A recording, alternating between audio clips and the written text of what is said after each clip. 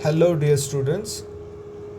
ये वीडियो जो है वो बना रहा हूँ मैं ग्रेड 6 स्टूडेंट्स के लिए, उनके फ़िज़िक्स सब्जेक्ट के लिए।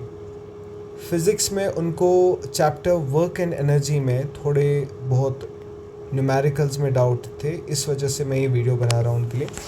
फॉर एग्ज़ाम्पल स्टार्टिंग ये पेज नंबर 69 है बेटा, बुक का पेज नंबर 69 है और चैप्टर है वर्क एंड एनर्जी। एंड इसमें से जो पहला क्वेश्चन जो था, जो आपने चाहा था मैं दिखाऊं, जैसे लिखा है यहाँ पे, if the kinetic energy of a dog and horse are same which one has a greater speed. यानी क्वेश्चन दिया गया है, अगर डॉग की काइनेटिक एनर्जी हॉर्स के काइनेटिक एनर्जी के बराबर है तो बताइए फिर दोनों में से स्पीड सबसे ज़्यादा किसकी होगी। अगर हम बेटा पहले इस क्वेश्चन को थोड़ा रिवर्स में देखें, अगर हम ये मान के चले दैट हॉर्स की स्पीड ऑफ हॉर्स, या मैं यहाँ पे स्पीड के बजाय वेलोसिटी भी लिख सकता हूँ, if the velocity of horse is equal to the velocity या स्पीड ऑफ डॉग, तो बताइए फिर काइनेटिक एनर्जी किसकी ज़्यादा होगी। तो अगर हम बेटा इस क्वेश्चन को देखें पहले, इस क्वेश्चन में स्पीड ऑफ हॉर्स यानी काइनेटिक एनर्जी ऑफ हॉर्स बराबर होता है 1/2 ऑफ mv² के, और इसी तरह velocity of kinetic energy of dog जो होगा वो बराबर होगा 1/2 ऑफ mv²। अगर आप नोटिस कर पा रहे हो कि मैंने यहाँ पे फॉर्मूला लिखी 1/2 ऑफ कैपिटल mv² और यहाँ पे फॉर्मूला लिखी 1/2 ऑफ स्मॉल mv²। वो इसलिए बेटा because mass of horse is greater then mass of dog. So in this case, even if the speed of both the organisms is same, यानी यहाँ पे भी v की जगह 10 वैल्यू है, यहाँ पे भी v की जगह 10 वैल्यू है, मगर क्योंकि मास में डिफरेंस है, लेट अस सपोज हम वैल्यूज़ देते हैं, लेट अस सपोज हॉर्स का मास है 200 kg और डॉग का बेटा मास है 50 kg, और वेलोसिटी दोनों की सेम है, यहाँ पे भी 10, यहाँ पे भी 10।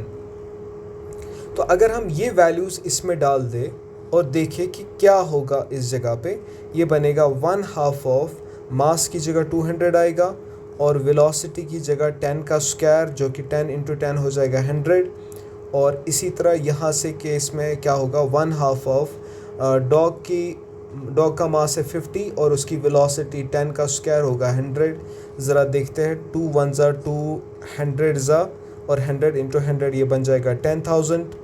लेकिन यहाँ पे क्या होगा, 2 1 ज़ा 2, 50 ज़ा 50 × 50 हो जाएगा 2500। तो देख रहे हो आप कि यहाँ पे काइनेटिक एनर्जी हॉर्स की इसलिए ज़्यादा आ गई क्योंकि हॉर्स का मास ज़्यादा है, यानी m of horse, mass of horse is greater then mass of dog. That's why kinetic energy of horse will be greater than kinetic energy of dog. ये है पहले ओरिजिनल सिचुएशन। अब ज़रा क्वेश्चन के हिसाब से देखते हैं कि क्वेश्चन हमसे क्या कह रहा है। क्वेश्चन कह रहा है दोनों की काइनेटिक एनर्जी बराबर है। क्या ये पॉसिबल है? वो पॉसिबल कैसे है ना, वो पॉसिबल नहीं है क्योंकि मास हॉर्स का ज़्यादा होता है और डॉग का मास कम होता है। लेकिन अगर क्वेश्चन वहीं से बोल रहा है कि इसकी kinetic energy 1/2 of mv² of horse is equal to 1/2 of mv² of dog,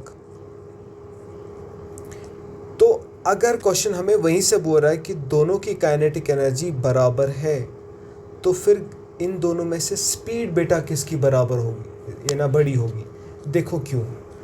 अगर हम पिछले वैल्यूज़ के हिसाब से देखें तो आंसर हमें मिला था कि हॉर्स की काइनेटिक एनर्जी ज़्यादा है डॉग की काइनेटिक एनर्जी से, लेकिन इस बार क्वेश्चन वहीं से कह रहा है कि काइनेटिक एनर्जी दोनों की बराबर है। वो कैसे पॉसिबल है? हम मान के चलते हैं कि मास ऑफ हॉर्स हमारे पास है 200 kg और वेलोसिटी ऑफ हॉर्स मैं मान के चल रहा हूँ 10 मीटर पर सेकेंड है। डॉग के केस में मास हमारा है 50 kg और वेलोसिटी डॉग की हमारे पास है 20 मीटर पर सेकेंड। ठीक है, लेट अस सपोज, देखो बेटा मैंने क्यों यहाँ पे 20 लिया। जब मैं काइनेटिक एनर्जी हॉर्स की निकालूंगा तो ये बनेगा ना 1/2 ऑफ mv²। तो 1/2 ऑफ m आपका है यहाँ पे 200 और v² हो गया 10 का स्क्वायर, तो 10 × 10 हो गया 100। तो 2 1 ज़ा 2 100 ज़ा और 100 × 100 हो जाएगा 10,000 जूल्स। दैट मीन्स आपके हॉर्स की काइनेटिक एनर्जी निकली 10,000 जूल्स। अब ज़रा मैं डॉग का देखता हूँ, काइनेटिक एनर्जी ऑफ डॉग, तो वो होगा 1/2 of m into capital V²। क्योंकि यहाँ पे अगर दोनों की काइनेटिक एनर्जी को बेटा बराबर लाना है तो 1/2 ऑफ मास ऑफ डॉग तो बहुत कम है, 50 kg ही है, तो फिर वेलोसिटी को हमें बढ़ाना पड़ेगा ना, तब जाके वो काइनेटिक एनर्जी ऑफ हॉर्स के बराबर आएगा। यानी अगर यहाँ पे 1/2 ऑफ m था 200 और वेलोसिटी थी 10 का स्क्वायर, तो मुझे यहाँ पे वेलोसिटी को बड़ा करना पड़ेगा बेटा, 20 का स्क्वायर में लिख दूंगा। देखो क्यों किया, 1/2 ऑफ 50 इंटू 20 का स्क्वायर होता है 400, तो 2 1 ज़ा 2 200 ज़ा एंड 50 इंटू 200 हो जाएगा 10,000 जूल्स। तो देखो बेटा मैंने यहाँ पे एक्चुअली में क्या किया, मुझे पता था कि हॉर्स की काइनेटिक एनर्जी ज़्यादा है, लेकिन डॉग की काइनेटिक एनर्जी को हॉर्स के काइनेटिक एनर्जी के बराबर लाने में आप डॉग का मास तो नहीं बढ़ा सकते ना, तो आपको डॉग की वेलोसिटी बढ़ानी पड़ेगी। इसीलिए मैंने इस केस में डॉग की वेलोसिटी ज़्यादा ली, तब जाके काइनेटिक एनर्जी बराबर आ गई। तो आपके क्वेश्चन का जवाब मिल गया कि अगर दोनों की काइनेटिक एनर्जी बराबर है तो फिर बताइए स्पीड किसकी सबसे ज़्यादा होगी।